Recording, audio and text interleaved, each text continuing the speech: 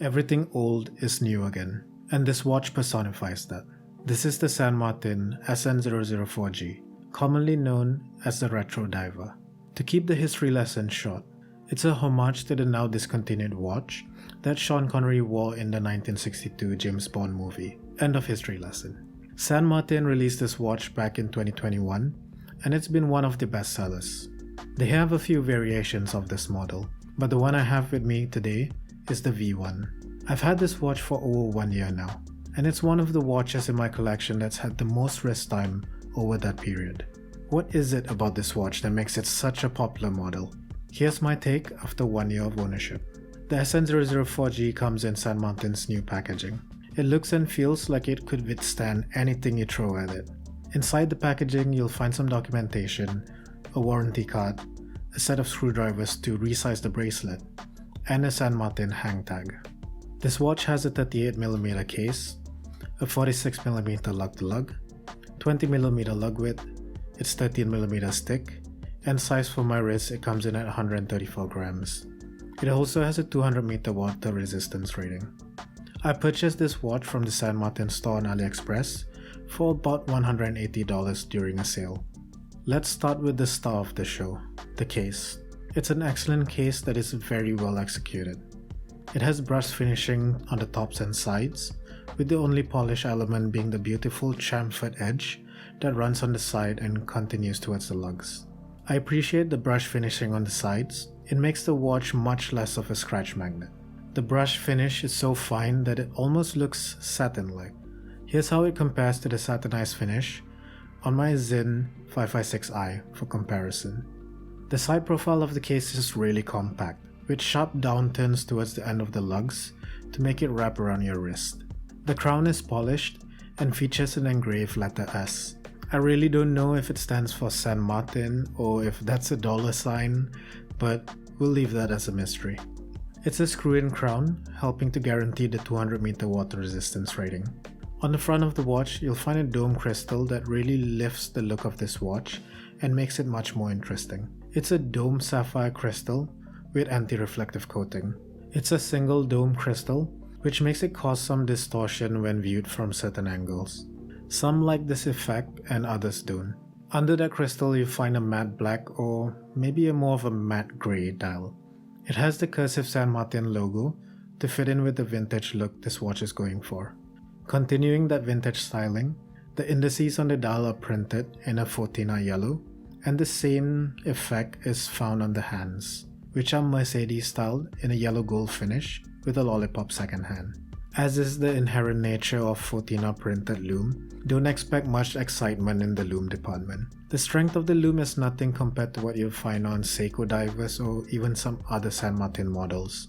The bezel is a 120-click unidirectional bezel with sort of a wide coinage grip. It extends slightly outside the watch case, making it fairly easy to grip and turn.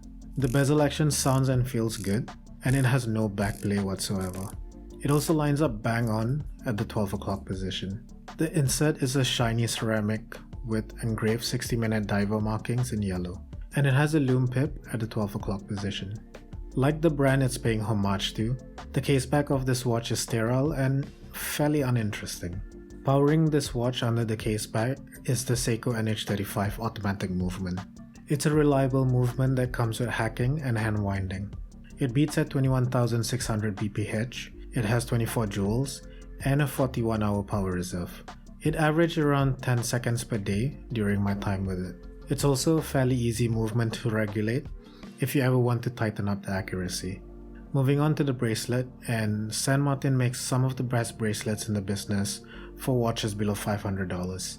It's a 3-piece oyster-style bracelet with actual rivets on the side. It continues the same finely brushed finish from the case, with a dose of polishing on the edges. The bracelet has minimal flex, and the articulation between the links is buttery smooth. The solid female end links makes this very comfortable to wear on even smaller wrists. There's also barely any play on the end links. The clasp is fully milled and closes reassuringly with a double push release. It has 4 micro adjustments, so there's a good chance you'll find a perfect fit for your wrist. The clasp looks as good as it functions. It has a finely brushed finish surrounded by polished chamfered edges, with the San Martin logo engraved in the center. If there's one thing I complain about the bracelet, it's the less than ideal resizing mechanism. Trust me, watch some YouTube tutorials before you resize this. Thank me later. If you've made it this far, a like and subscribe would be amazing. So, what are some things I like and dislike about the watch? I absolutely love the wearability and comfort on the wrist. The wearing experience, to me, is one of the most important aspects of enjoying a watch. It doesn't matter how good it looks if it wears too big, if it's top heavy, or if it's just plain uncomfortable. The SN004 is easily the most comfortable watch I've ever worn. It's right in that Goldilocks zone, with the sub 40mm diameter and short lug-to-lug distance. The next thing I love about this watch is the value. It's unbelievable how good this watch is for less than $200.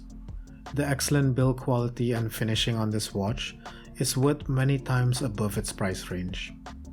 Getting great finishing with nice transitions between brush and polished surfaces, tight tolerances on every part of the watch, and a lovely vintage look for only $200 is an absolute steal. Now onto some of the dislikes. There are quite a few dislikes I'd like to point out, and the first thing is the AR coating. While I appreciate good anti-reflective coating, the blue AR coating on this was too strong. That shade of blue clashes against the dial color, and it really disrupts the viewing experience. Speaking of the dial, I also don't like how it's a washed out grey, while the bezel is a shiny dark black. The dichotomy between these two elements just doesn't make it look harmonious to me. Besides that, I'd like to talk about the finishing of the hands.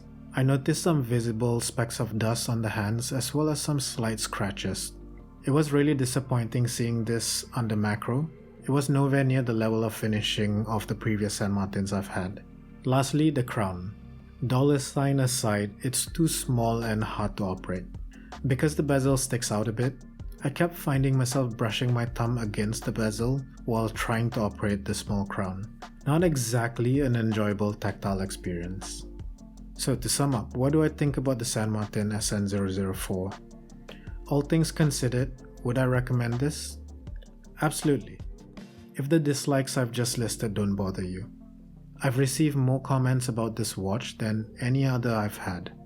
The San Martin SN004 has great looks, a small case size, vintage styling, and high quality modern components.